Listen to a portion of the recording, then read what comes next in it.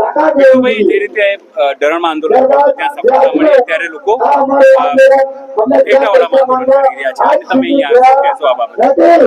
ટેટાવાડાની અંદર સતત 4 દિવસથી આંદોલન ચાલુ છે. અહીંના વિસ્તારના ધારાસભ્ય કિરીટભાઈ છે જે એના મહાસમાન અહીં જે માજી બેઠી જે જેન્ટ્સ બેઠા છે જે એના પપ્પા સમાન છે.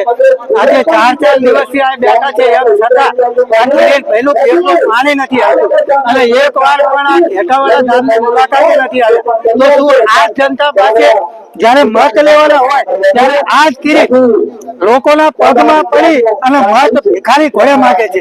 તો આ જ લોકો અત્યારે જે મુસીબતમાં છે તો એ મુસીબતનું નિરાકરણ લાવવું એ શું વિધાનસભાના ધારાસભ્યની જવાબદારી નથી?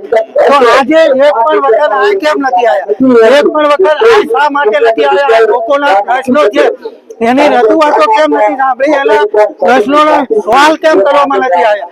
તો આજે 4 દિવસ થયા પરંતુ જ્યાં સુધી આ તમામ ટેટાવાડા ગામનો જે પ્રશ્ન છે એનો હલ નહીં થાય ત્યાં સુધી ગાંધીજી જેમ આજે આ આંદોલન ચાલુ રહેશે.